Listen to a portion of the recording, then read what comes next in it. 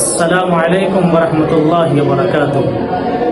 محترم ناظرین، انسان کو چاہیے کہ وہ ہر وقت اللہ کا شکر ادا کرے، خوشی ہو یا غم، آسانی ہو یا مشکل، انسان کو چاہیے کہ وہ صبر و شکر کا دامن تھامے رہے۔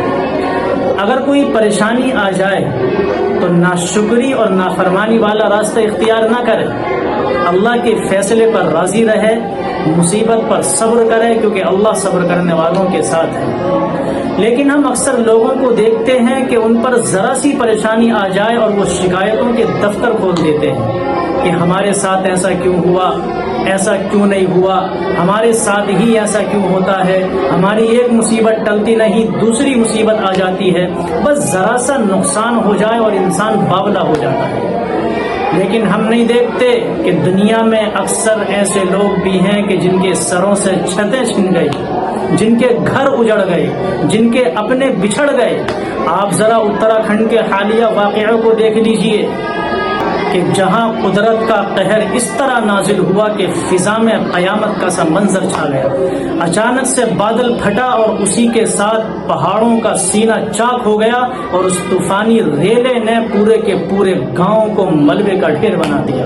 انسان، جانور، بوڑھے، بچے سب اس پانی کے قہر میں بہہ گئے۔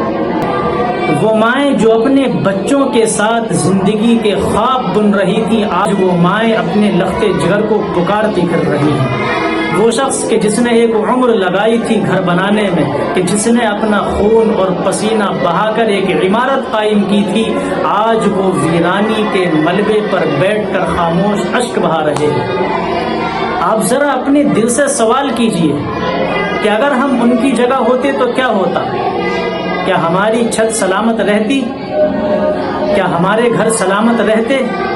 کیا ہمارے اپنے محفوظ رہتے؟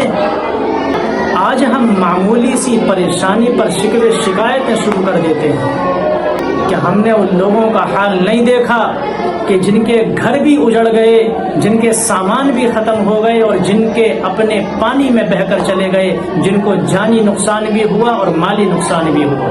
اس لیے انسان کو ہر حال میں اللہ کا شکر ادا کرتے رہنا چاہیے۔